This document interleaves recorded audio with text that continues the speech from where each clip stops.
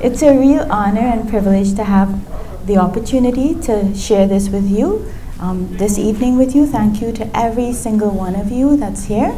And without further ado, we'll get started and let's enjoy together. So Nynke, my dear friend, esteemed colleague, wonderful writer, profound soul, she's going to kind of give an introduction to the event. Thank you. It is my honor tonight to introduce my dear friend Sasha, who is my former colleague and hopefully colleague again very soon. And Sasha and I both worked in creative writing. We both have degrees in creative writing and we were colleagues teaching writing to the students at MUM. And one day I visited Sasha in her dorm room when she was furiously scribbling things. And I asked her, "What are you writing?" And she just read me some poems. And I remember saying to her, "Sasha, that's a book." And she said, "Oh." She seemed kind of surprised that maybe it was a book.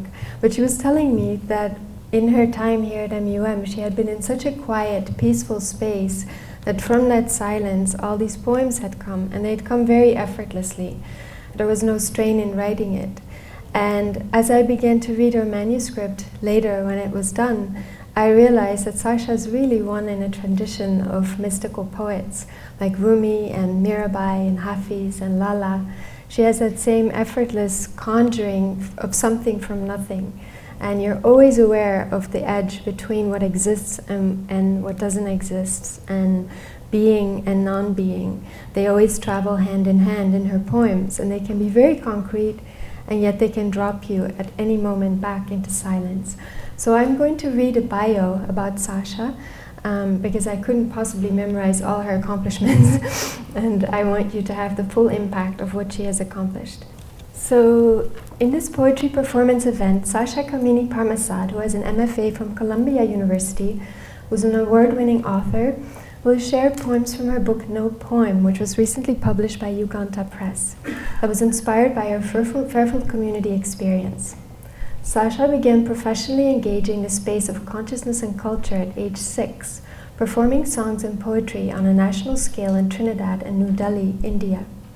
Sasha's childhood poetry was published in Equality, All India Democratic Women's Association journal, and she's been giving public lectures since her teenage years to catalyze inner-outer transformation. Her novel, Ink and Sugar, placed 3rd in the National First Words Literary Contest for South Asian writers. Her poetry placed 1st in the annual Poetry International competition and has appeared in various publications. She's designed and taught academic and creative writing courses and led meditation, personal development projects and programs at Columbia University, UN Women, in leadership government circles, underserved communities, New York City, Chicago, Washington, D.C., and internationally. With more than 20 years of meditation experience, she's a transcendental meditation teacher and was recognized as one of 5 change makers of 2017 in Enjoy TM News, the Transcendental Meditation magazine. Her website will be live shortly, and it's called sashaparmasad.com, so you can find out more about her. I should also say that Sasha has been working for the David Lynch Foundation for quite some time, serving underprivileged communities, working in domestic violence shelters in New York City, and she's made a huge difference there, as she did here with the students when she worked in the media and communication program. I'm going to read an introduction that I wrote for Sasha's book because it captures more what I would want to say about this book than anything I could say here to you on the spot. I called it From Here to Nowhere and Back. The poems in Sasha Parmasad's No Poem draw out of mist, out of water. That's a quote from the book. Words pass like barges along a faraway horizon, one by one. Yet as you swim toward them, their substance gets more and more transparent, liquid like water, see-through like air. Meaning unravels like rope. The sparse images cast a net with wide mazes so that the mind quickly slips through, plunging into silence. You could call No Poem the story of no woman in no place, an allegorical variant of Everyman. As Sasha Parmasad states, in the riot of creation, let me be no one. This is a memoir of a soul dwelling among stars at the edge of time and space, or slightly further still. The soul anchors herself to random moments within the space-time continuum, loving fur-trimmed boots, dancing without care, or sleeping with a sock. But individuality does not define identity. Layers of specificity peel like sheaths of an onion skin until the core lies bare. The soul walks on grass, only to alight like a butterfly, ascending beyond grasp. The tone of this book is intimate, like a secret whispered into your ear by a friend. The poet explores relationships within her two families, one earthly, bonds of blood, the other heavenly, bonds of spirit. These two attachments are like parted lips, dark water between. As the poet speaks her poems, her tongue becomes the boat to bridge the banks. The compass by which she steers is inner, the self is the boatman.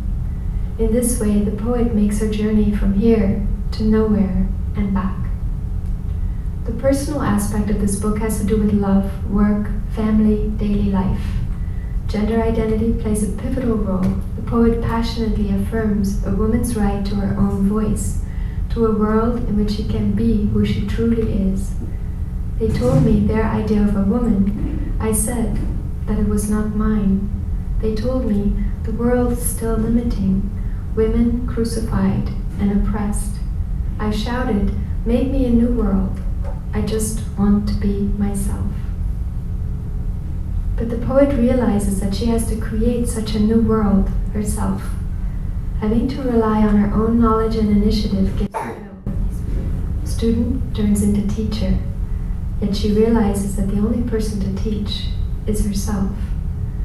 Just as you think you have grasped the gist of these poems, Sasha Parmasad sweeps you into a paradox where your intellect cannot follow.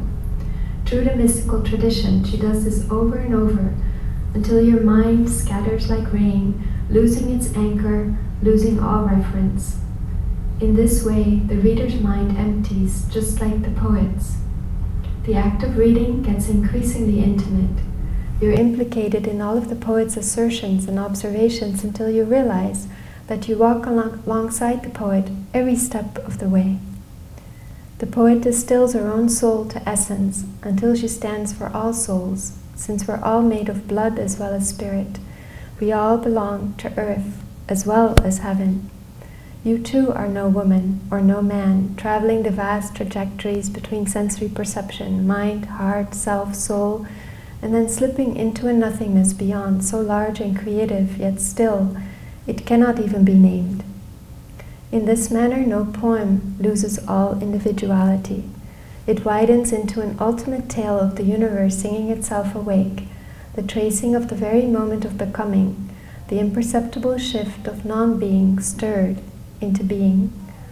There's a deep care and attention for the way each individual existence, tree, flower, silverfish, human, takes breath and is, and at the same time is not. The poem keeps asserting that before, after, and alongside being comes non-being or nothingness. But this non-existence is not nihilistic or existential, nor is it fearful, nor does it imply loss. It's a joyous, cosmic joke, a letting go in the freedom of egoless non-identity. It is in letting go of self that the self finds her true identity in self. As one poem asserts, you are so simple, you do not exist. Knowing this, live life just as it is. With this collection, Sasha Parmasad establishes herself as a modern voice in ancient mystical tradition. Rumi, Lala, Mirabai, Kabir, and Hadavich are our natural sisters and brothers. Like other mystics, Sasha Parmasad takes up her pen to describe her visions. She decisively chose her vocation as a child. When her family wanted to know what she would be in life, her simple answer was, choose writer. Practical living with pen, ink, paper. Build a house. And yet, she muses later, I want to write my fiction like I used to. Nothing comes, nothing to do, doing. Sasha Parmasad's poems are deceptively simple, but it's not easy to capture the intangible in words or to catch the memoir of existence within the two covers of a book of poems. We live in a world that focuses on personal identity and desire as if these were solid, as if nothing but the weight of identity and desire mattered. Here a poet dares assert a new paradigm. What if desire and identity are porous and matter intangible? What if we own only by giving away? What if we become who we are by letting go of who we are? And what if the true nature of consciousness is liquid, flowing everywhere? In her own words, Sasha Parmasad gives us a book that scribbles holy heaven and earth on a soiled paper napkin. It's just a book of poems, but when you open its pages and begin to read, you may find yourself.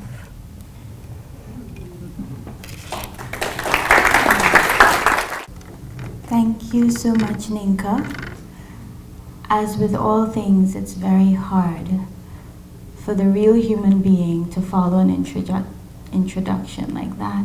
It's hard to live up to those words.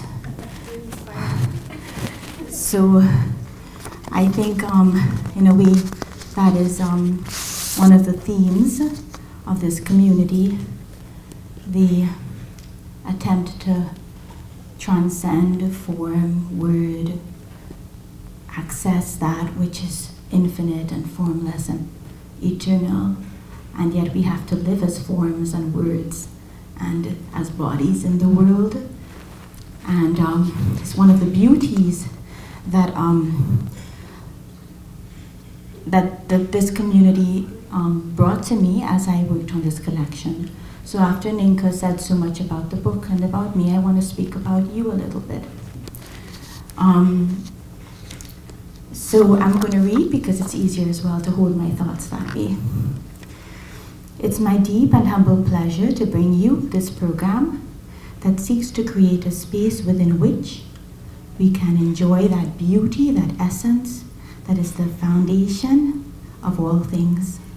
A few years ago, a deep thirst prompted me to attempt to express this divine and ultimately human beauty in words through the poems in this collection. The poems came into being, giving body to this essence. And the very special, awake and aware community here in Fairfield, all of you, gave the poems a home.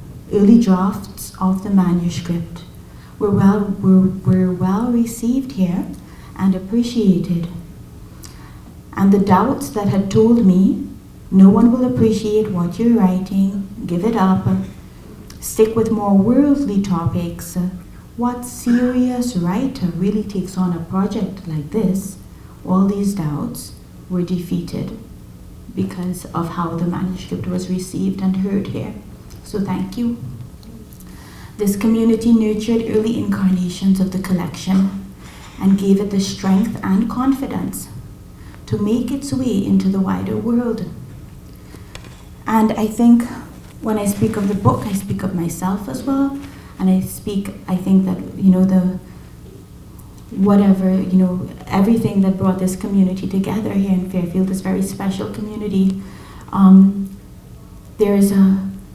it's such a deep watering that happens here that allows people to strengthen, to go out into the world and to face what's there. That has been my experience.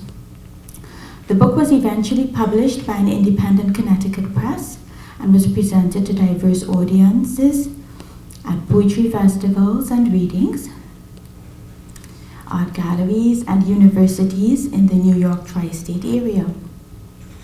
Though at first I was shy about presenting the work to these busy audiences, the book was very well received. People understood the message and appreciated it. This delighted me. It made me realize that there were friends everywhere. That source encompassed all, and that unity would persist despite diversity. Returning to Fairfield now, the home of the collection, After an absence of a few years, it's my great pleasure to share this published work with you, and I share this book tonight in a spirit of celebration and thanks. Thank you all for being here tonight and for sharing it with me. The book, as both a personal memoir and a memoir of existence itself, explores the feminine, earthly, divine. So, in the spirit of the collection, I was inspired and moved to invite Jenny Sammons, a talented, wondrous singer-songwriter whose compositions reflect the multi-hued richness of the feminine, earthly, divine. I wanted to invite her to be a part of the program and to begin the program with an invocation song, her original composition. It's also my great pleasure to have the gifted flutist Karen Aoki respond musically to the poems that I'll be presenting tonight. Karen was trained by Lawrence Kovacs. Did I get that right? By Lawrence Kovacs, a master flutist from the Liszt Academy of Budapest in Hungary. She was trained in the European classical style of flute. She later went on to pursue a Bachelor of Music degree at the Eastman School of Music in Rochester, New York. Karen's music, like Jenny's voice and like the poems that you will hear tonight, they arise spontaneously out of that potent field of silence that is beyond name and form. I hope that you enjoy what we offer here tonight with full hearts. So without further ado, we will begin. And I hope that you're able, I know some of you have to leave, but I hope you're able to stay for the conversation that will happen between me and Karen. Jenny's going to do an invocation, then there'll be a video presentation where I speak more about, it's a tour of the book, and it's kind of like behind the scenes, the mechanics of what went into the production of the book. And then I will actually read from the book, and Karen will converse with me with her flute. So I hope you enjoy the program. Thank you.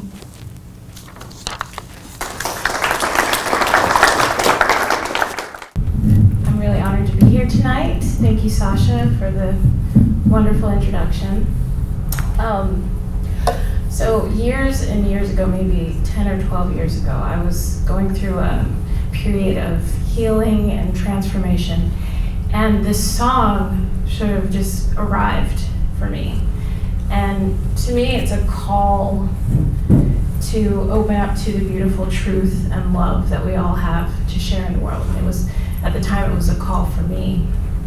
And in Sasha's poems, I can feel that divine loving presence in her words that I feel this song calls forth. So it's called One Heart.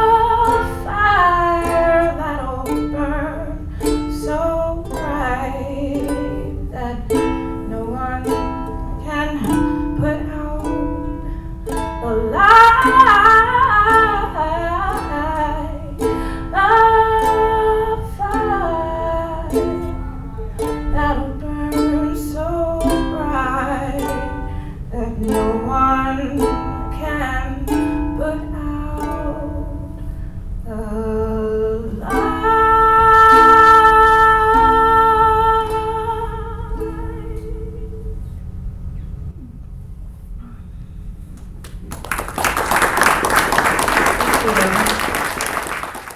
Thank you so much, Jenny. So now we're going to dim the lights, so get cozy, and we are going to show a video, and the name of the video is A Tour of No Poem. Just to say a few words about that, the book was actually published in 2017. This is the first time that I'm returning to Fairfield since that time in a protracted period, so this is actually, yes, the first time I'm presenting it to the community here. It was published a little like 2017, and it was toured in other places before it came back home. So the video was produced last year, it was taped last year, and it's more for audiences outside of Fairfield. So some of the languaging is a little bit trying to make it accessible to other audiences, but I hope you enjoy.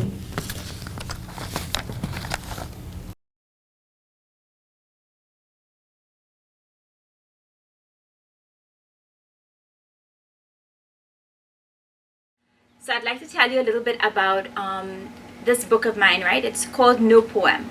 And the reason that I wanted to speak about it is because it's a little bit off the beaten track in terms of the work that I've done in the past. And it's like a tour of the book and a tour of the thoughts and impulses behind the book, because I think those are equally important. So it's called No Poem. Obviously, it is a collection of poetry. Why I say it came out of an autobiographical impulse is because, in a way, each of the pieces in the narrative, there's a conversation that's being established from the very beginning between different aspects of self. So there is, in the first poem, there's a conversation being established between a voice that is speaking and the person that is listening, and the person that is listening is being called Gulamji. This is the listener. So there's a speaker and there's a listener. There's a dialogue happening, and across poems through the trajectory of the trajectory of the book, there are conversations that kind of weave.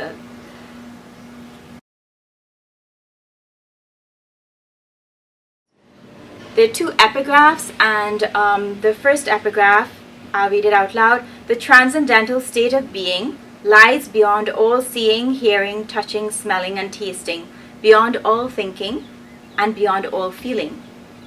And this is a quote from Maharishi, Mahesh Yogi. And then there's another quote here. In every moment of time, man through silence can be with the origins of all things.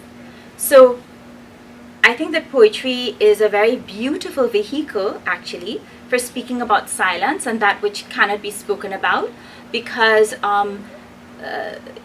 poetry in itself, writing in itself is a rising out of silence, but poetry, I think, lends itself more to being, to pointing into silence.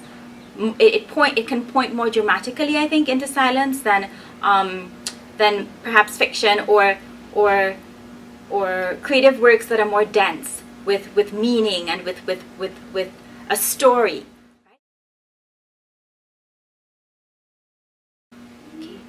So I will begin by speaking about the poems. The poems are by speaking about the structure of the book. The poems were written in about 2 weeks, and then they just came kind of flooding through. And at that time, I had not been writing because I had been sort of inhabiting silence more, and so I wasn't sure that it was a book. And then over time, different parts of the book began to come together because people recognized it as a book. And so I said, okay, this must be a book, and I began to try to understand how it was a book. The first poem is sort of an introduction to the piece, and of course the question comes up about learning and unlearning, right? So to be a writer, you don't learn to write, so it's a kind of like a backward reverse process of unlearning aspects of the craft, because that's what the book did for me. I had to sort of unwind some of the writerly aspects in myself in order to be in a space where I could emit, if that makes sense. So coming back now into a little bit more into where these poems came from, I wanted to share a little bit about the structure and the intentions and how it's crafted, but also to share the fact that most of the poems came out of me listening. So I didn't really consciously, I was not aware, I was almost in a state of, I didn't understand. I was in a state of no mind when I was writing the poems. So in that first flush, when they were written, when they were flushed out, you could say, I was not writing from a sense of individuality. They were coming from a space. I was listening, and almost like I was the conduit, and they were coming through. And so I didn't really judge what was coming through. I just let it come through, and then, you know, all these different voices appeared. I didn't know what the voices were. Voices appeared, and I was listening, and I recognized the different tenor of the different voices, and I just let them flow through. This takes me back. There's something I wanted to share. I haven't really shared it ever publicly in this kind of way, but it's an experience that I think a lot of writers might have, and a lot of people, and it's a very human experience, but I wanted to share it in the context of writing. So when the first experience I had of this kind of listening that I remember is when I was around 5 or so, and I was in this wide open vast field in the village where I grew up in Charleville, in Charleville in Chaguanas in Trinidad and Tobago. And I was in this vast field that I called my meadow, and I would play there every evening, and I loved evening time when the fireflies would come out and would be so, you know, the sky would be resplendent, they would be red and raw and beautiful, and then, you know, there would be these darker shades of blue coming in, and it was just so beautiful. It was like a different landscape. It didn't feel something ethereal in a kind of a way, magical. And so I would be there playing, and I was there one evening, and, you know, playing with myself alone, spinning around, speaking to the fireflies, speaking to the ants, speaking to the earth, and really feeling one with all of creation, feeling one with the sky, feeling one with the sand that was still warm from the sun. You know, the sun had baked the earth during the day, and the earth was still warm, and the sky was red. And I just remember that sunset, like it kind of like, it sort of impacted me in such a deep way. And then I began hearing these words, like in this, as I was playing with myself, spinning around, you know, lying down. Like I hated wearing clothes as a child, so I just was like, I was barebacked, and I just had on like an underwear or something, and I was just lying down, and I was just there lying down looking at the sky, feeling the warm earth, you know, on my back. And then I started hearing these words coming forth, and they were very distinct words, and it was a poem of sorts. It was a very distinct experience, and it was so distinct that something in me said, you know what, I have to write this down. Like, what is happening? Like, I need to remember this. So some part of me realized this, and I was around 4 or 5, and I ran in the evening time. I ran really, really fast, went and I got my dad from our house, and I just shouted at him, and I said, come on, Daddy, get some paper, get a pen, you know, come with me, just follow me. So he said, well, what's going on? You know, he said, but the urgency, I was just like, come on, come on. So he grabbed paper, and he grabbed a piece of pen, and I grabbed his hand, and I remember pulling him. We were living in an old kind of ramshackle wooden house, and I was holding his hand. I was pulling him with me because my intention was to get back to that spot, that specific spot where these words had come, where I had felt that kind of effulgence, because I felt, I would remember the words once I was in that spot. And so I grabbed him and I was pulling him and he was taking too long, and so I just let go of his hand and I continued running. And I ran back to that spot, and it was, I waited, and then the words started coming. He came and he stood up and I told him, write down what I'm saying. And so he just wrote the words that I was dictating to him. Now, my father, who was a writer, he called that my first poem. And that's the moment when the writer, you can say, was born for me, because that first poem, whatever I told him to write, that was passed down in family history as, that was Sasha's first poem, right? But it wasn't passed down how it had happened. Like, he just said that Sasha, the story was just that Sasha wrote her first poem when she was 5. The actual memory of how it happened was not passed down. So that memory is something that I've held within myself and been exploring as a writer, honestly, and as a teacher,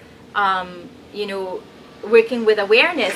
I've been trying to get to the heart of this memory in all kinds of ways for the whole of my life.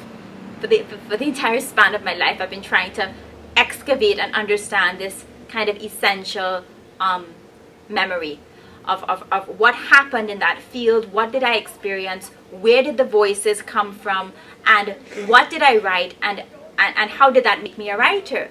And the point is that that piece of paper with the poem on it was lost. My father lost it, ironically. And but when I was going through you can say a deeper awakening, when my father passed away, I went through this awakening process, and he passed away in 2006, and I went through this process where that entire poem that I dictated to him, it came back to me. The entire thing that had been lost, that he had lost the piece of paper, and it came back to me as if it had never gone anywhere, as if it had just been buried inside of me all this time, and it was just waiting for the moment to kind of speak again. And that poem spoke again to me, and in the same way, and it was intact, it was whole. And I would not say, as a writer, I would not say that poem was coming from Sasha. It seemed to predate Sasha. It seemed to be something that was more, I don't know really what words to use, but it's something that was coming from a different place. And so I'm speaking about this, sharing this experience, because I'm sure that a lot of writers or others may have experiences like this. And I tried to utilize, in this book, I tried to bring to this book both my training as a professional writer in terms of crafting the pieces into poems, and integrating them and kind of building a trajectory. But I also tried to bring into the work something that I consider to be essential, that is beyond beyond the writer in me. Something beyond the writer in me, something beyond the doer in me, something that was just like that listening, present awareness, that listening, the listener in me, I guess, So the voices that spoke when I was a child, they also speak in this manuscript, and just as innocently as I dictated that to my father when I was 5 years old, just as innocently I kind of dictated this to myself. So in terms of intentionality, I would say intentionality came into when I was crafting it. That's where, the craft of writing, training as a writer, that's when that critical aspect of my mind kicked in. But in terms of whatever else was there, where it was coming from, what it meant, I had no idea. So I was just writing whatever was there, and without having any idea really, and just doing it innocently, and afterwards kind of going back in to make something of it. And so I hope that the book contains some of that raw kind of, that just simplicity, the simplicity of not being a construct, simplicity of not being something that was created. That's why in terms of the title, it being called No Poem, the piece is kind of being spoken in a natural voice more than necessarily being read. And that simplicity, there's that simplicity, and then there's a play as well with voice and with, tones and colors, and playfulness comes in, and self-mockery comes in, and these different things come in. And so these are all different waves that are blending together, different colors and tones, but that simplicity, I hope, it's the core thread, you can say, that takes the narrative forward. So okay, I'm out of words. Guess what?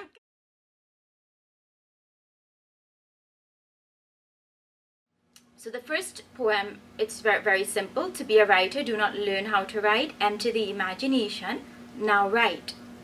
So writing coming out of an emptiness, a space of emptiness, an act of emptying the imagination, if even we can say that that is possible, because the act of emptying the imagination is an act of doing, and in a way, more than anything, the book is sort of like bearing witness to writing happening within a construct of a manuscript. So the manuscript being a sort of a construct within itself, and then the pages, the white of the page, the white between the different lines, sort of bearing witness to what is arising.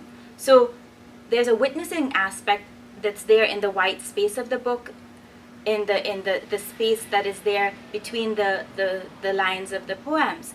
So when I was editing the manuscript, I actually was listening for the silence, trying to use silence as an active vehicle, and trying to allow that negative space of the silence to be the guiding force in terms of where I made line breaks and where I made how I divided up the stanzas and so on and so forth. So it was almost like writing from an inverse perspective. Instead of the words being the guiding kind of structuring force of the manuscript, the silence and the space and the white of the page, that was kind of more of a structuring device. I won't say that it was, I still maintained, however, a sort of a diligently maintained I wanted the poems to be within the tradition of poetry. So I didn't want to go way off into like, what I would consider to be,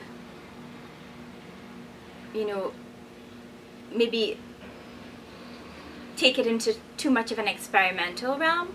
So I stayed within certain norms that I felt comfortable with, but it's always a little bit hard to speak of one's work, and I'm sure that there are lots of gaps and things that I don't see, but I'll try my best to share at least, what some of the things that were there consciously, at least, within my awareness when I was writing and crafting the manuscripts.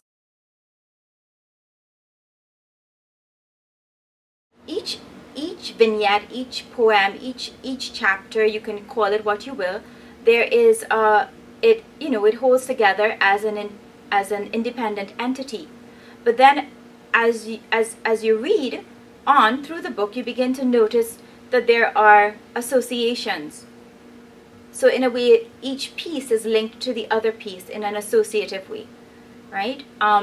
What comes up again is this movement through the heart of the country, that heart of the country being, of course, the heart within myself, the heart of the imagination, the heart of that unqualified space that we call, being, the space of being, the space of awareness, the space of consciousness.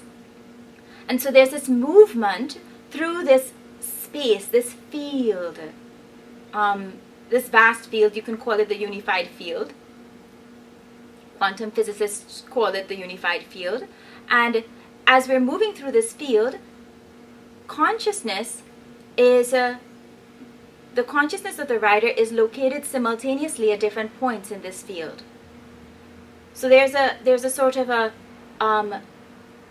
there are different points that are simultaneously being lit up and speaking to each other, and these different points are different, you could say, voices, There are different characters.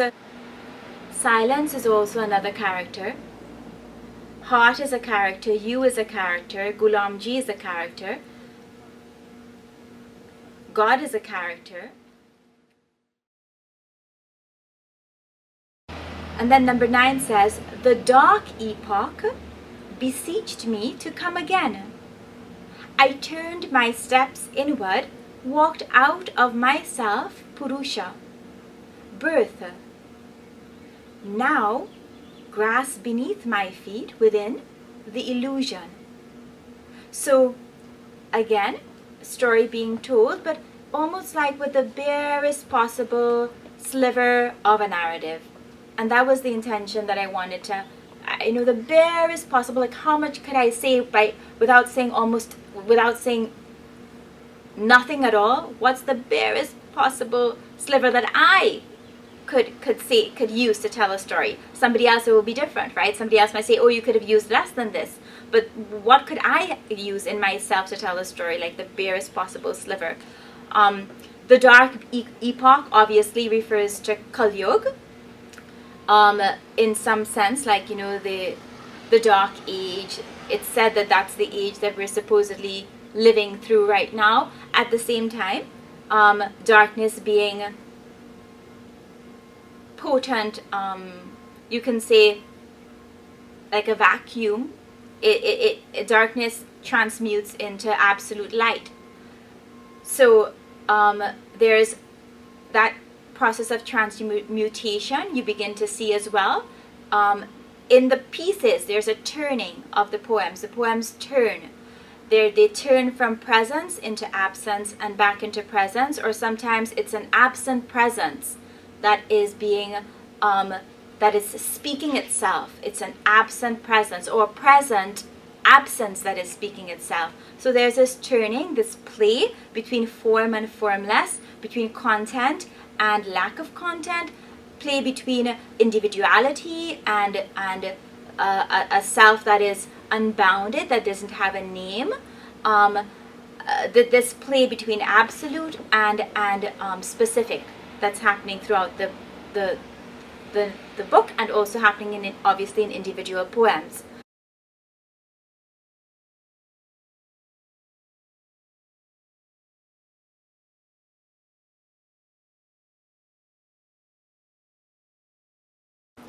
Before grass was grass, it wanted to be human. But what is the difference between grass and a human being? From the absolute perspective of manifest creation, grass has its own qualities, it has its life, it has its individual beingness, it has its way of perceiving and of existing. And so there's actually no differentiation between grass and a human being, because a human being is also sort of just an embodiment of that silence, of that presence, and it's a human being arises and has all sorts of different qualities. So it's slightly little bit of a joke, grass wanted to be, before grass was grass, it wanted to be human. So just as a human being is sort of, you can say, we are being lived. We think we are living, we think we are controlling, we think that we are manifesting our reality, and to some degree we are. But there is a greater source that is manifesting us, and that is giving us the ability, you can say, to manifest ourselves. So there's a dialectical relationship between self and source, right? And it's a conversation, it's a relationship. And so when the fact that grass wanted to be human, it just simply means that, as a joke, whatever cosmic force was there, called it grass. Because human being, how can you understand really what a human being is? I think that's what the whole point of literature is, and all artistic creation, all disciplinary knowledge is trying to understand ourselves. Like, that's all we do. It's a whole basic, powerful thrust of civilization. Everything we do, behind everything, underneath everything, is just this quest for self-knowledge, this thirst, and therefore we're trying to understand what it means to be a human being, and we will never absolutely understand that. In that same way, human being does not describe what a human being is. It's just a way, it's just a word, it's just a label. Grass also does not describe what grass is.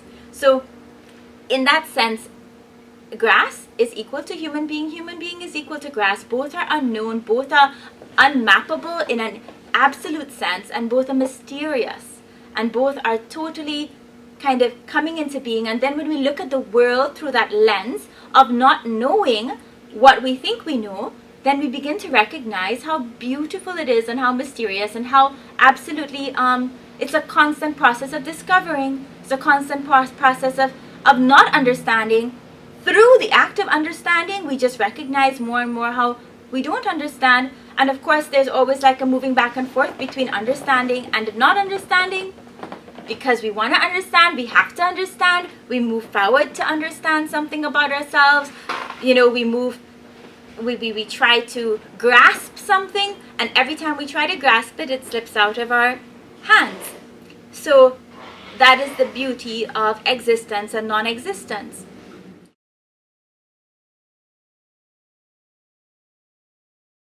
The poems begin, you know, they're kind of building upon each other, having conversations with each other. You can say elements in one thread into the other, and so there is a horizontal sort of build that happens from poem to poem, and then that build is actually like a dive into the center of the book. Because remember that I'm playing with form and formlessness, with form and lack of form, structure and lack of structure, silence and word.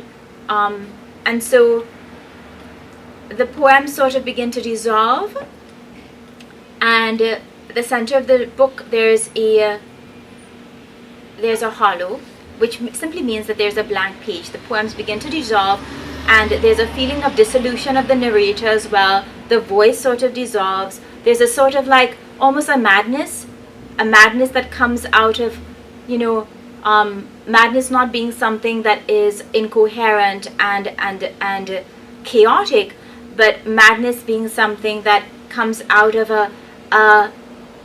where words cease to cohere, and where one is left with a feeling of gasping at the plenitude of nothingness. And so the poems kind of like begin to dissolve, and there is this blank space. The narrator kind of sinks into this hollow white bed in the center, that's kind of like in the center of the book. Another thing that the collection does, it draws on aspects of Islam, it draws on aspects of Christianity and Hinduism. So Hinduism, Christianity and Islam have been three influences in my life, and so these influences course their way through the narrative in, again, in a minimalist fashion, you know, just with some references here and there. And the manuscript as well invites you to understand unity as being an expression of diversity. So unity in diversity, instead of unity being something homogeneous, understanding unity as something that includes something pluralistic, that includes the whole diversity of human expression and of our existence and of different civilizations. So these are the three, you can say, apart from the spiritual, I use that word very, I don't know what else what other word to use, but apart from the kind of message, right? The message of the book in a kind of more spiritual context, there's also the spirituality that's there in religion is sort of being pulled out of a religious context and offered in a different framework that is a little bit more inclusive. So that's another theme, unity and diversity, and I'm going to read a poem that kind of speaks to that theme. because the book begins with the individual self, and then there are these conversations between different characters. And as I said, heart is a character, silence is a character. There are actual characters like voices like Rabia and Gulamji, and those names are chosen, with an awareness. Like when that speaking was happening through me, it did actually feel as if one was coming out of a Muslim aspect and the other was coming out of a Hindu aspect. So that was also, there's an awareness of the names that were being, the names did not come to me when the speaking was coming forth. I simply listened and wrote what was there. But when I decided to actually name the voices, that was a decision that I made to name the voices that were coming through. And I chose a Hindu name for one and a Muslim name for the other, because that's what seemed to be true to the experience of hearing, the experience of listening that was there when I was writing the first first incarnation of the manuscript. So speaking, it begins with the individual I, and the individual I is there throughout in terms of, if you want to call it the speaker narrator. But then unity and diversity, the last poem is sort of opening out into the world. So there's an individual I, we dive into silence, then we come back out into a second kind of trajectory, beginning at one again, and then there's an opening out. And so the last poem in the book it begins like this. I'll read it out. Give me your hand, Lucille. Let's build a human highway from heaven to earth, state to state across the face of America. Give me your hand, Letitia, Aaron, Anand, Zahira, Matthew, Sarah, Eloisa, Juan. That hand you pick your nose with. That hand you slap your child with. That hand you dig dirt with, wipe your ass with, darn a sweater with, peel an onion with, pat your baby with, and one day scribble a poem with. Some obscure verse that has been rotting in your soul forever, just dying to see the hydrangeas, smell the roses, bloody cliche. So you finally let it out on a paper napkin, sipping your morning coffee. There it is. Christ! You can't believe it. Holy heaven and earth on a soiled paper napkin. And that's it. As much as can be said, nothing. So this last poem, it's an invitation out. It's an inclusive, it's kind of like that theme of unity and diversity. All the names kind of like, again, the barest amount needed to kind of imply different nationalities or different cultures or different, races or ethnicities. And the names Letitia, Aaron, Anand, Zahira, Matthew, Sarah, Eloisa, Juan. And the book in this poem sort of again inviting, it's like a community, building community. The book ending with the building of community, but also ending where it began, with nothing. Nothing being inclusive of everything, and also emblematic of what cannot be said and what is unsayable, which is the beauty of, I think, it's the beauty behind every gesture and every effort to express. An impulse to express something that is inexpressible, an impulse to write about silence or to evoke silence in a reader, or to simply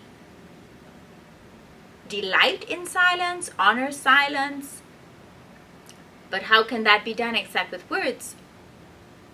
So those paradoxes play in the work, and I hope you enjoy it.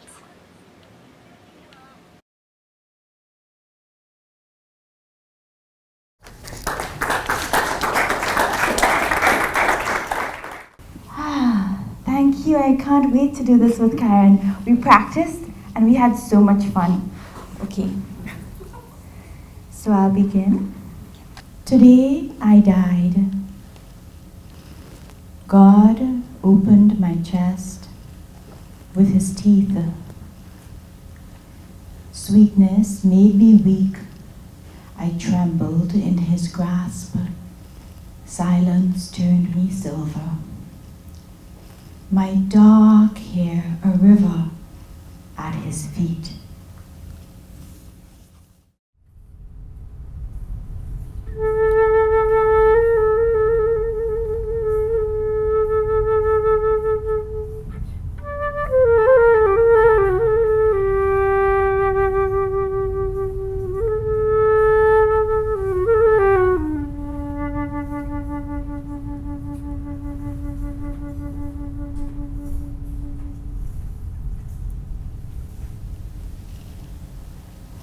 I surrender to you, my heart, the silence. Write a poem, Sasha says, but I cannot find a single wooden word to fit the foot. Wooden sandals afloat. You, the sea, seeing your afloatness, empty eye.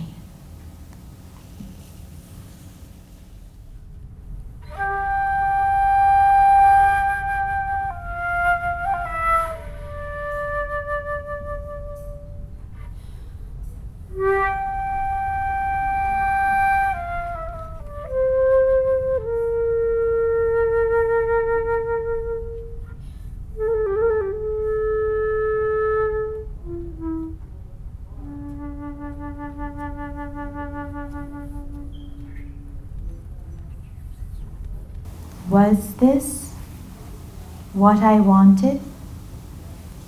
I cannot remember my wish or the rock I made it on. I cannot remember the date or place. But eons, eons tumble within this empty space.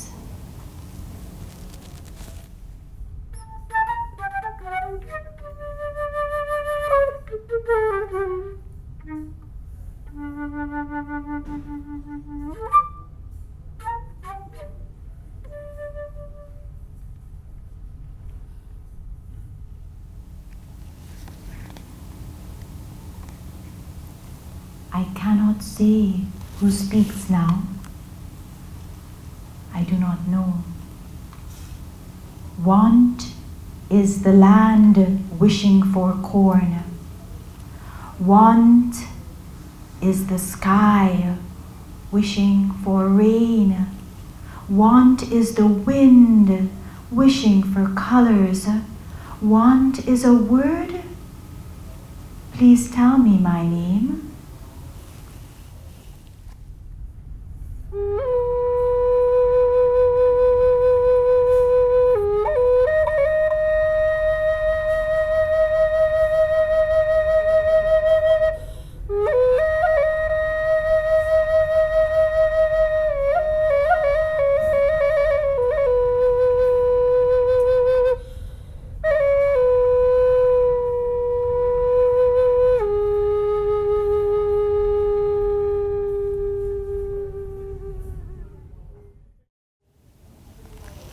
That one that she just played there, I felt so much bubbling up, gurgling up joy. I'm going to read a mischievous one.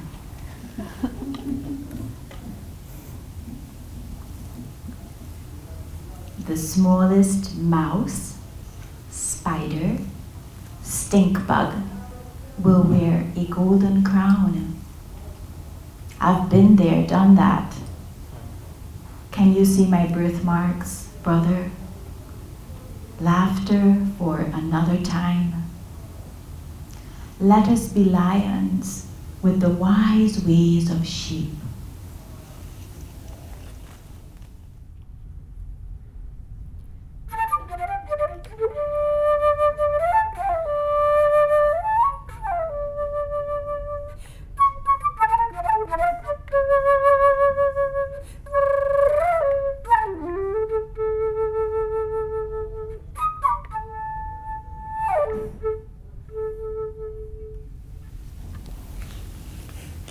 That was how I'm going to respond to that. Okay, let's see.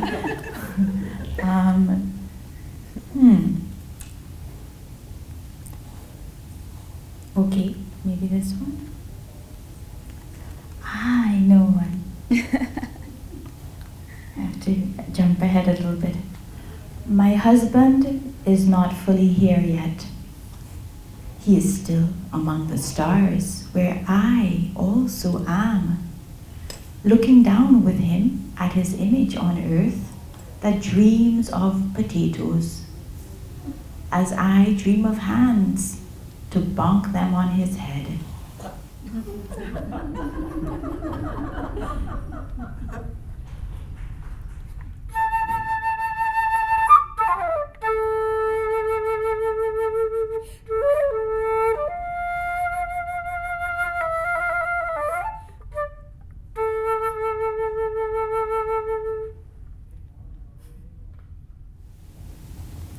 To answer, I am a human being. If you prick me, I bleed. My tears shatter sound. My crystal shields sparks. My velvet tunnel souls. My wings flame flesh.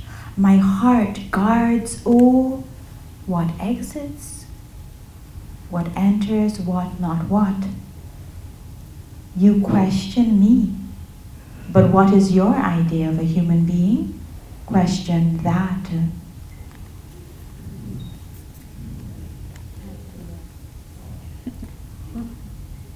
She's taking a break. I have no response. This is no music to no poem. Exactly. No music to no poem. Good, yes. I mean, I wish I had a gong, because that's what I wanted to play. Next time. Next time. Okay, let's go. On earth again, these wet stones, my same feet. We need no introduction. How many stars must I walk through? O Rabia, until the blood is dried, until the sky has stopped weeping, until the day is new.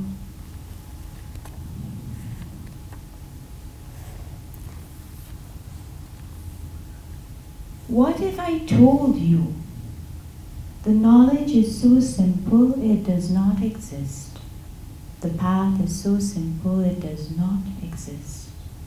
God is so simple, God does not exist. You are so simple, you do not exist. Knowing this, just live life as it is. Inshallah.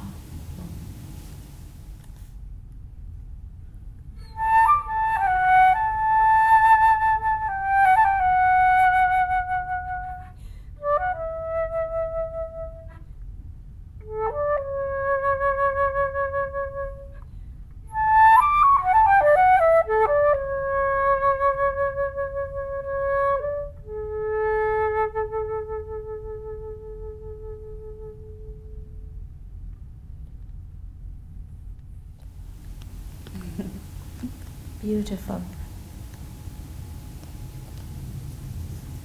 They say people need someone to believe in. I do not say they are wrong, but now is the time, don't you think, for believing in ourselves? Long ages we have journeyed to know the teacher within. We are not alone. The teacher in each of us, and each of us together, traveling as friends.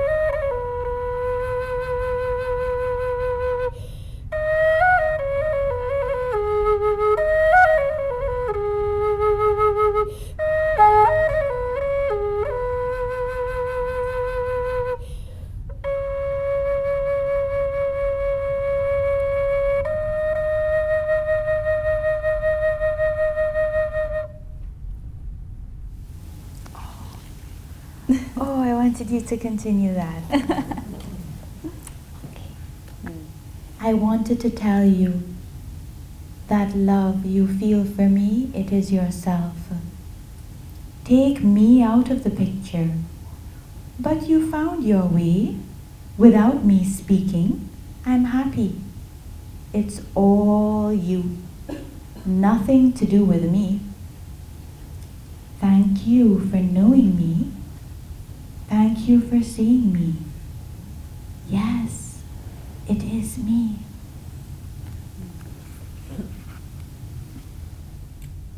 I think I have something. Okay.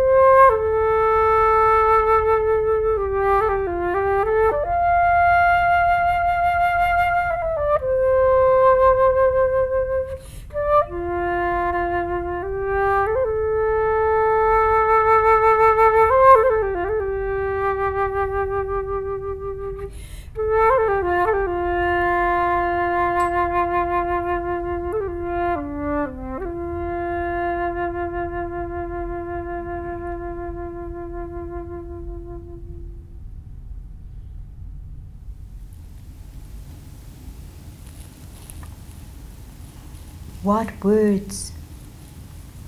Golden arrow, emptiness in human form, the silence that walks and talks. How can I describe him? He scoffs. I'm just ordinary S. He gives me 2 bananas whenever we meet. I stand on top of his feet, a true child. He lets me be my every self. I guess I will call him friend.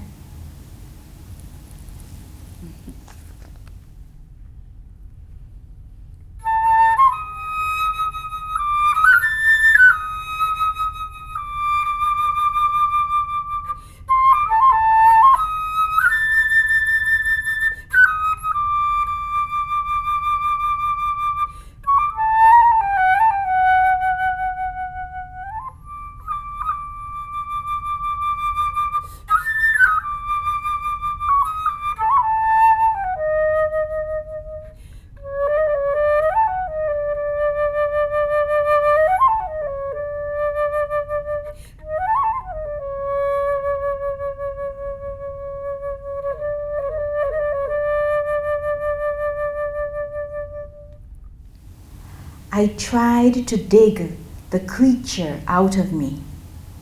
It laughed at me, trying to separate red from red. There came the day I stopped accusing, turned my cheek softly and looked at her. Toothless hag, scarred and furrowed, ashy like Shiva, bitter, until she smiled. I shrugged, let her be. Then we were both free. Dear creature, I cannot say that I have grown. I can only say that you grow more beautiful day by day. Every scar a story to tell. But the time for stories past. Let that mark be as it is, not even a mark. Let it dwell deep in silence. Let it see itself and laugh.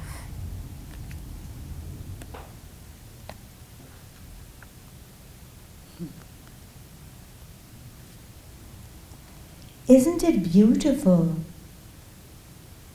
to see yourself becoming and also frightening. Becoming what? Becoming what?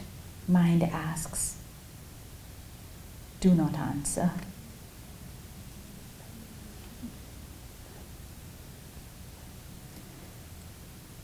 In the deep darkness of space, there is a face without a face, like a sand dune. It quarrels with itself in the darkness of itself and cannot see me, golden seed in its chest. I speak. I had a dream I was nothing. But now, the nothing is waking up.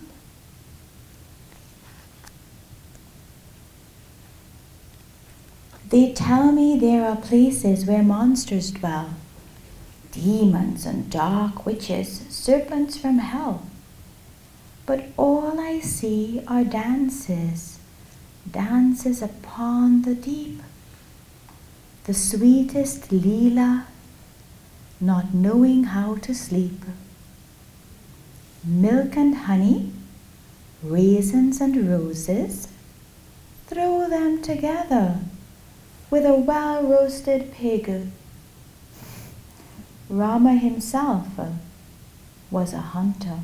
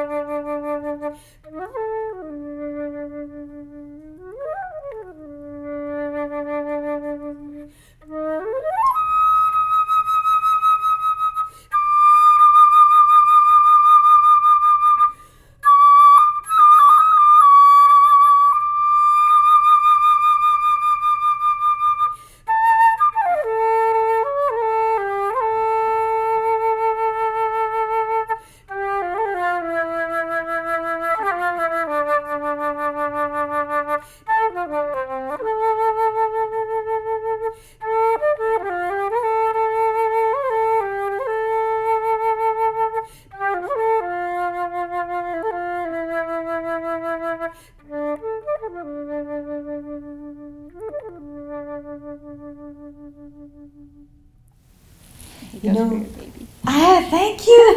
I was like, how can I come up with a poem that speaks to that? But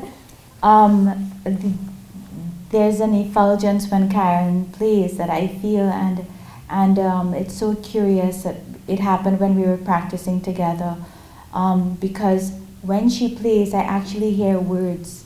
Mm-hmm. It's a funny thing. They're coming too quickly. I can't, write them down, but with the tones that she plays, I actually, like, there's some speaking, actually, literally, my physiology or whatever translates that into words, and I do the opposite. And I see the sounds of the words.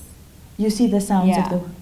But there's definitely, like, that's why it's triggering me. Sounds like there's a collaboration. It's triggering me to find poems it literally is a conversation, because I'm like, what is she? Oh my God, I can feel what she's saying, but I don't know. Like, it's not on the level of my conscious mind, but I feel it, and it's okay. I get you. Thank you. So the only one that could lead to is the last poem, which I will read. I died before I died to mend the broken mirror. Truth be told, I died to live. Come back now to distribute the hidden treasure. Alas, it can't be wrapped in pretty strawberry paper and given as a present. Alas, my poems take you there, to the emerald field that's everywhere. Sit on a red bucket, smoke a cigarette, maybe you'll find it. Eat corn off the cob, twirl at a contra dance, maybe you'll find it. Either way, the sun will still worship, angels descend to earth, and mother's always, always gonna be there. Thank you, thank you, thank you, Karen, thank you.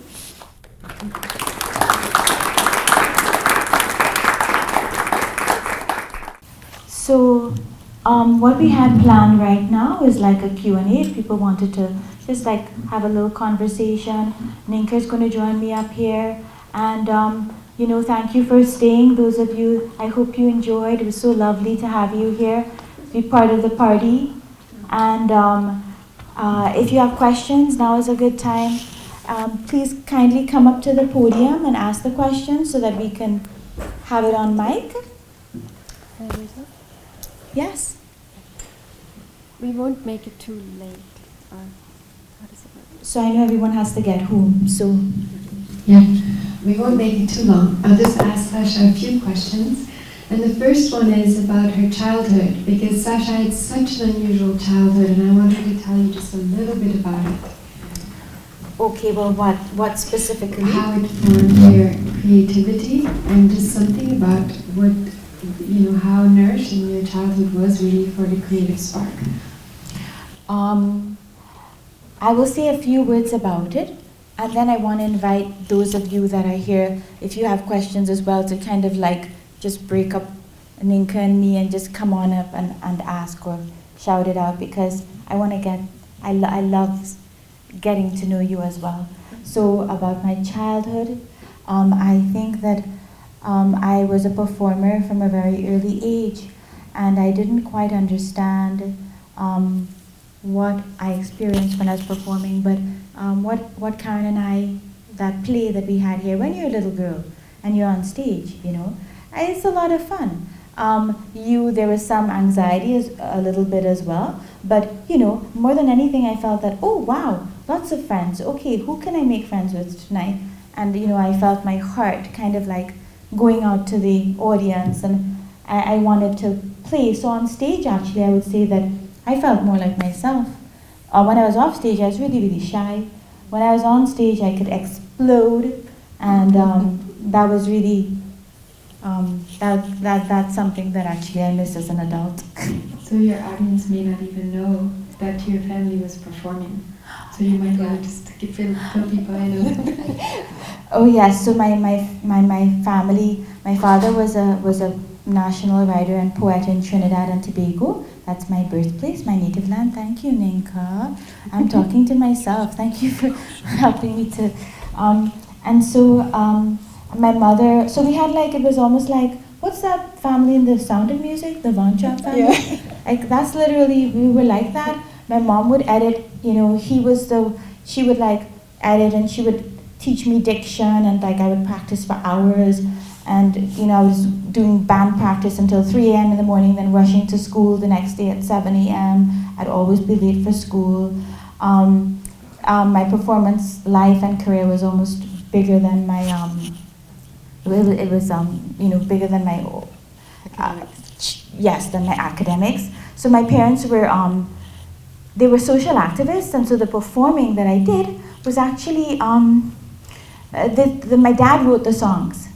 So he wrote the songs, my mom edited the songs, he composed the music, and then I sang. He didn't have the voice, and so me and my sister, both of us, we would perform his songs, and the songs were always about socially conscious themes, or about light overcoming darkness, and I didn't realize it at that time because, I was very innocent, but when I think about it, it's so many of the things that he sang about have to do with that he wrote about have to do with what we're all here about, like what this community is about, the quest for self-knowledge, light overcoming darkness,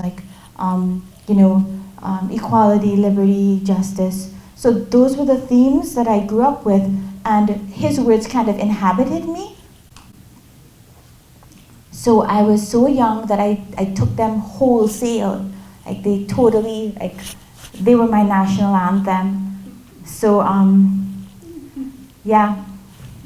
So you performed your entire childhood? Like at what age did you start?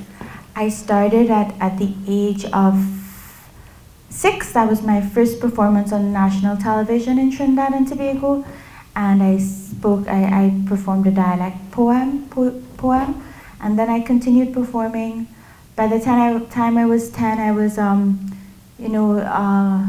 there was a program, Children of a Brand New Age, and we were considered to be like national child stars, and so it was a very active life. But through all of that, I didn't actually feel competition. That was not my driving.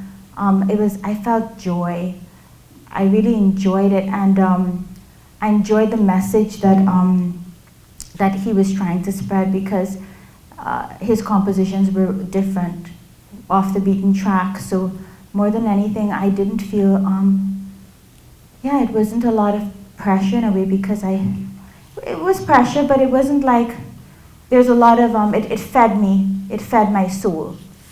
It didn't deplete me, it fed my soul.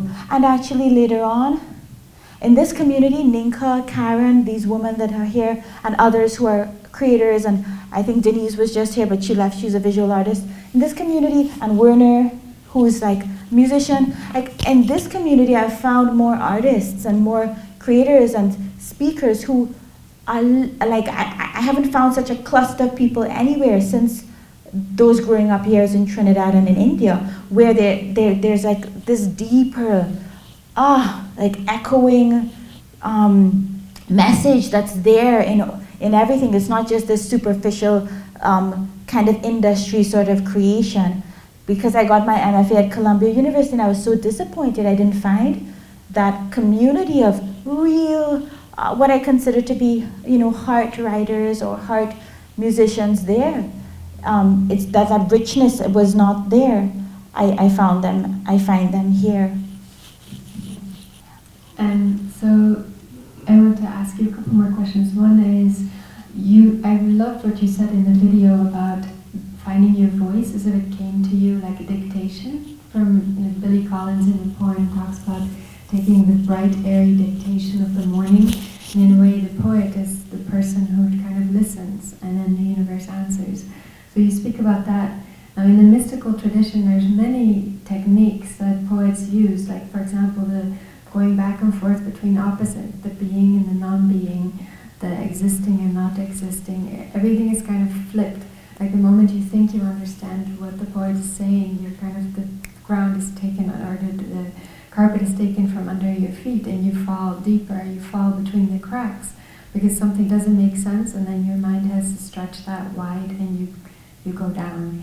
So you use techniques like that. Do you want to say a little bit about techniques to expand consciousness and how they affected your work, and how conscious you were about implementing them or using them? Well, that's a very, it's a beautiful question. I didn't know where to begin to answer it, but then something just came, so I'm going to start here. When I sit to write, there are different, I've since I was a child, I've seen myself more as a conduit. So there are different voices that come through. Because of the long experience of straining what comes through, I can sort of right now, what happens sometimes is that a voice is coming through, okay? It's presenting a certain picture, a certain image, right? You can say it comes from the imagination, right? It's all imagination, even though the imagination comes out of silence, but let's call it the imagination for simplicity's sake.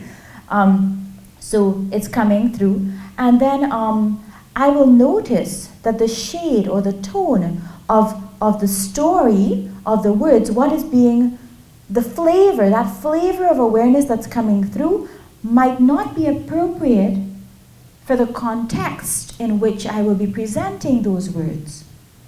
So then I say, okay, this channel that is feeding me right now, I need to switch channels. Because, you know, you can say the same thing in a lot of different ways, right? We can speak the sweet truth, or we can speak the other truth, or the other truth, or the other truth.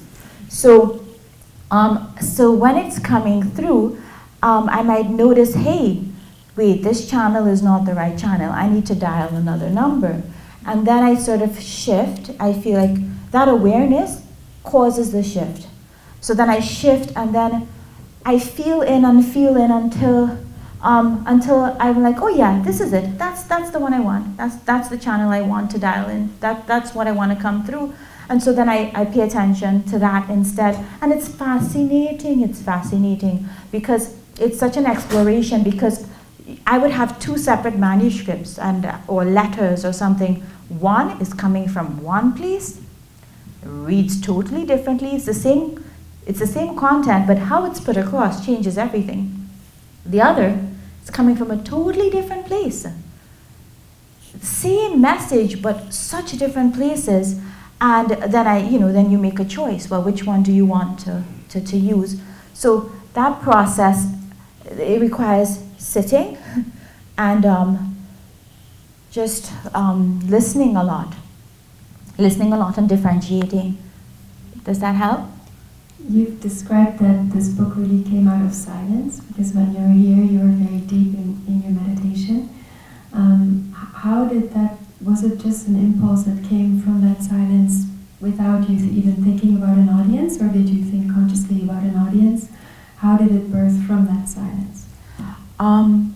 When it came flowing through, and it actually came flowing through about 3 weeks before I arrived at MUM for the first time. It was really a funny experience, because when I came here, what I had written, I began to have experiences about what I had written, but I didn't, almost like what I had written foreshadowed what I would find here. I didn't know what I would find here, but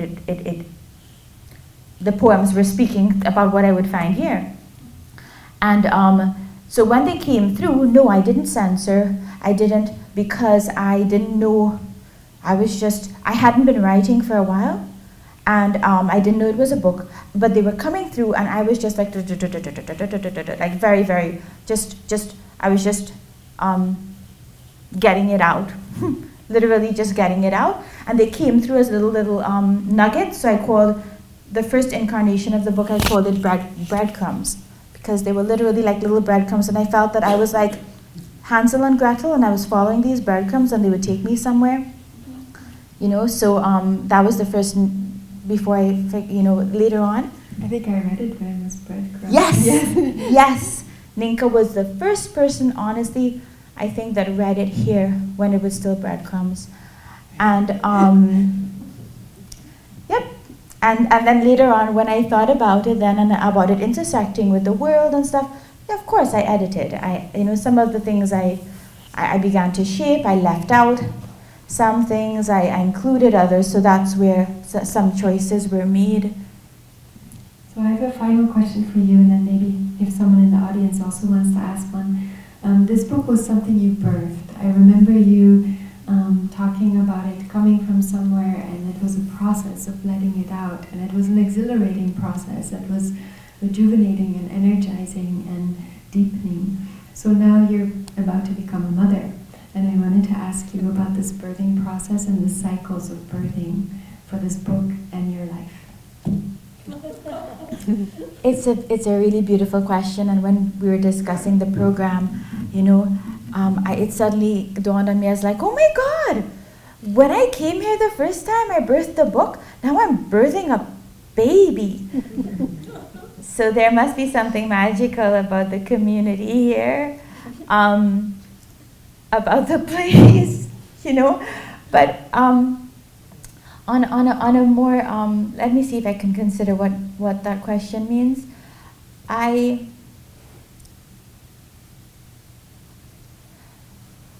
feel that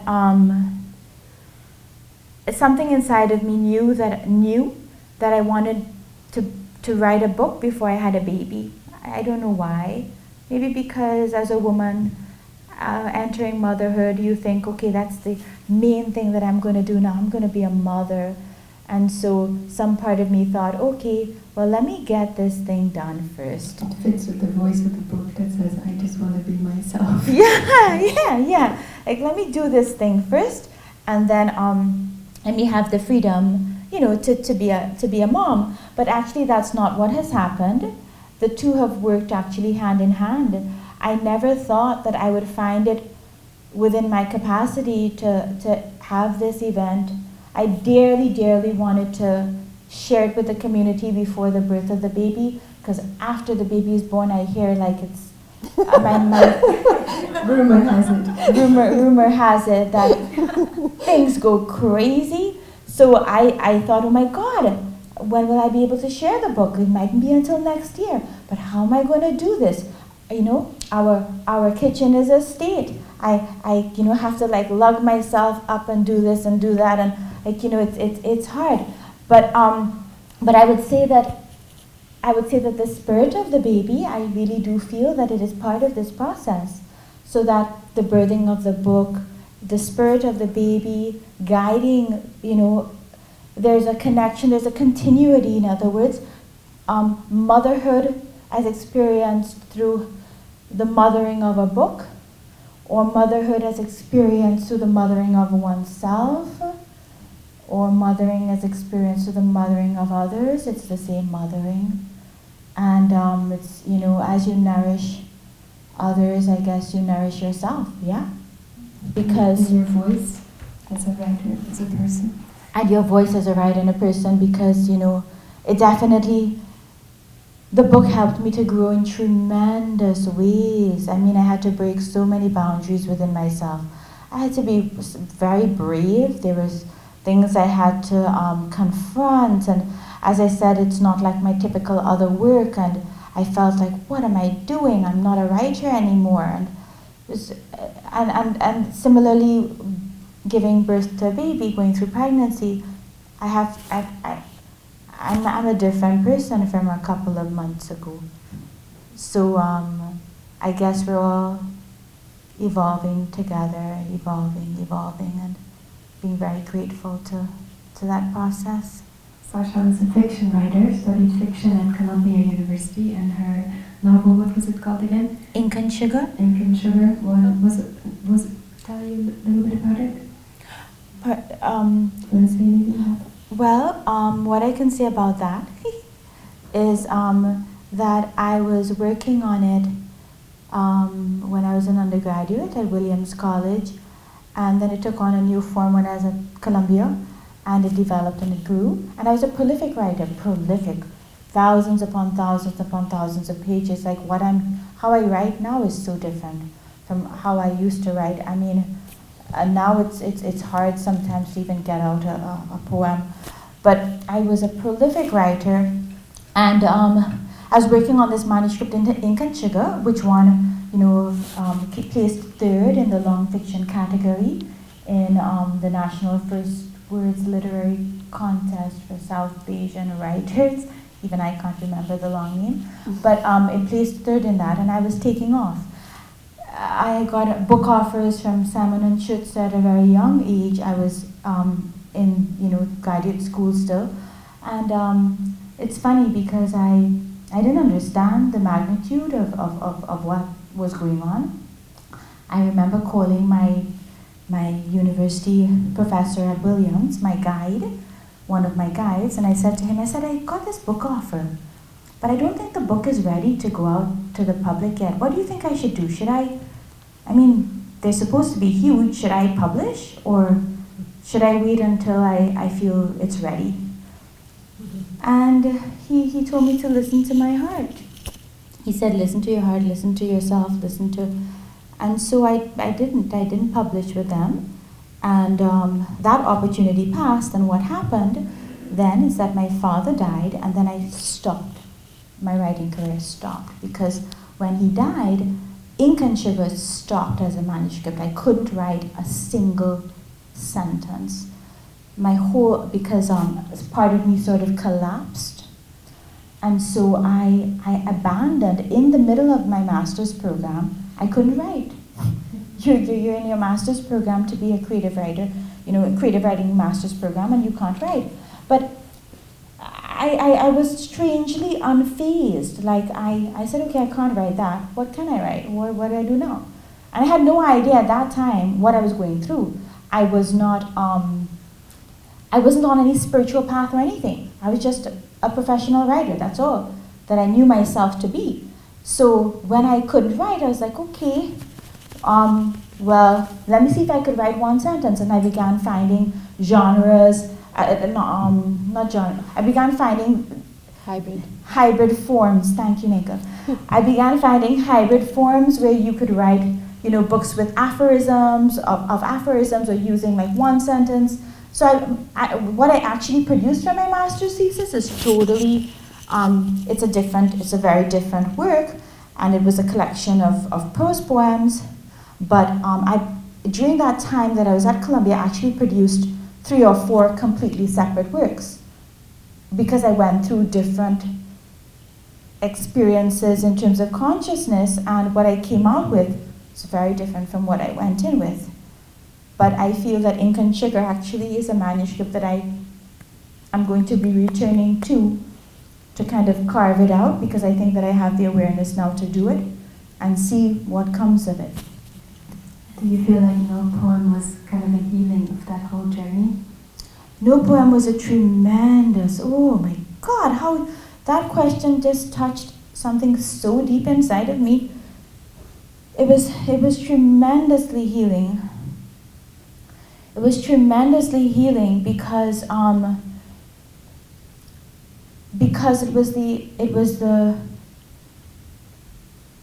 it brought together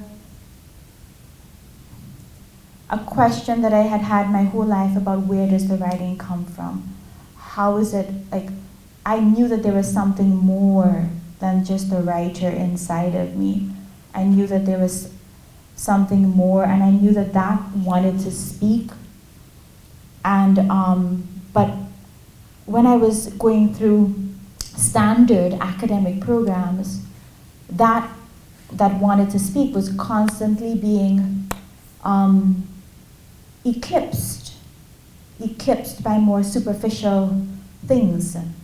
I couldn't yet, I wasn't strong enough as yet to differentiate, oh, this is where I need to write from. I was still trying to learn the craft by understanding how other writers were doing it instead of understanding myself.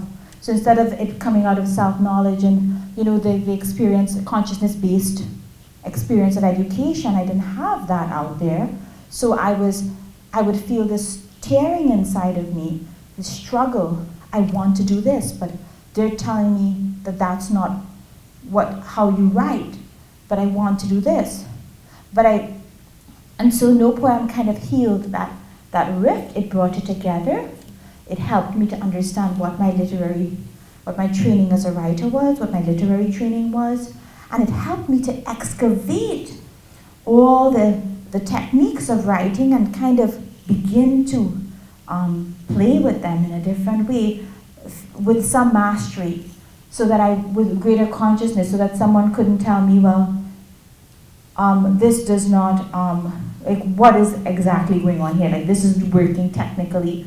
But there was so much awareness in terms of even punctuation in the book. I went through the entire manuscript and listened tonally to the effect that each punctuation mark was having. Listened to the differences between the effect of a comma and a semicolon, right, after a line break. I listened and I listened and I listened, and the more I listened, the more I discovered that everything had a tone and had a meaning underneath it, even punctuation. And so that was a very healing experience. It gave me some confidence to at least be me, even if other people didn't accept it, or people said, well, this doesn't speak to me. I said, okay, bless your soul, it doesn't speak to you, that's okay. But at least it gave me some...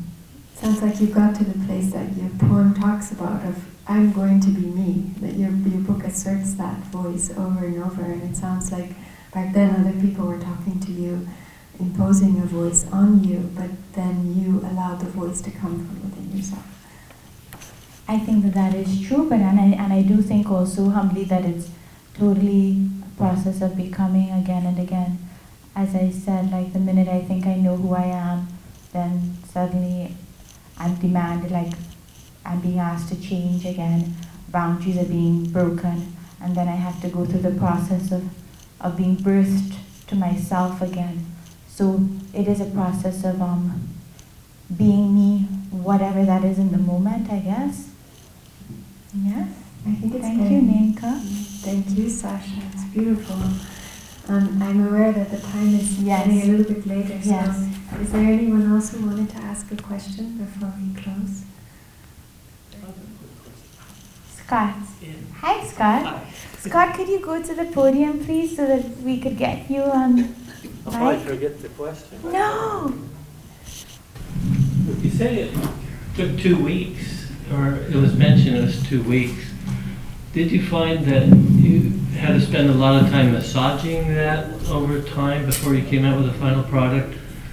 Or was it just that spontaneous flow that 2 weeks and that was the final product? That's a beautiful question. So it came out in 2 weeks. Then after that, it sat, right? It just sat. And the first, organization of the pieces in the book, some of the pieces still adhere to that first structure. Like the book is structured, actually, the numbering of the poems is still within that first sequence, some of them. But then it sat, and then I showed it to Nynke, I showed it to a few other people here, and then they're like, hey, this is a book.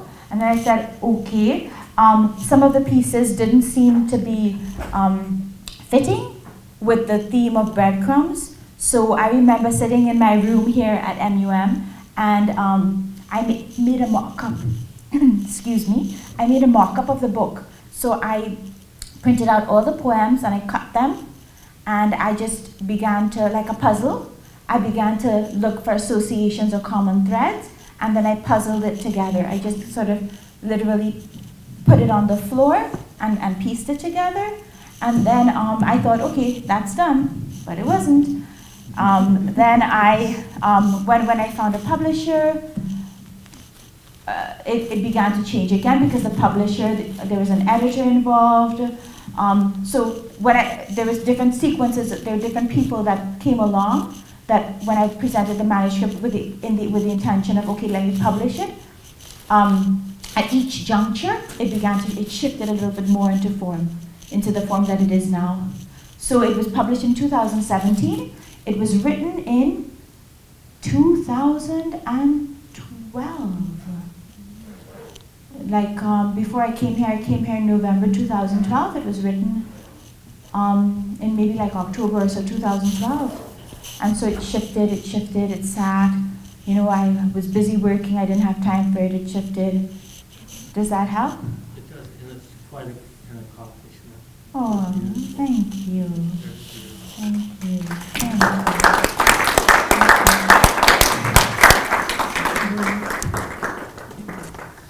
Thank you everyone so much. It's really lovely. Thank you for staying as well. I so appreciate it. And I hope to see you guys around. Thank you to Nynke. And thank you, oh my gosh. Thank you very much to the performers, to Jenny, who's not here, had to leave, but to Jenny and Karen. And thank you to my dearest husband, James, and my dearest friend, Conan, without whom they're the behind-the-scenes guys, you know, they hold everything together. And that's why I get to sit here and look pretty and stuff, because they hold things together. And so, thank you to all of you as an audience. And thank you to Shiraz and to Werner for sitting through all of this. Thank you.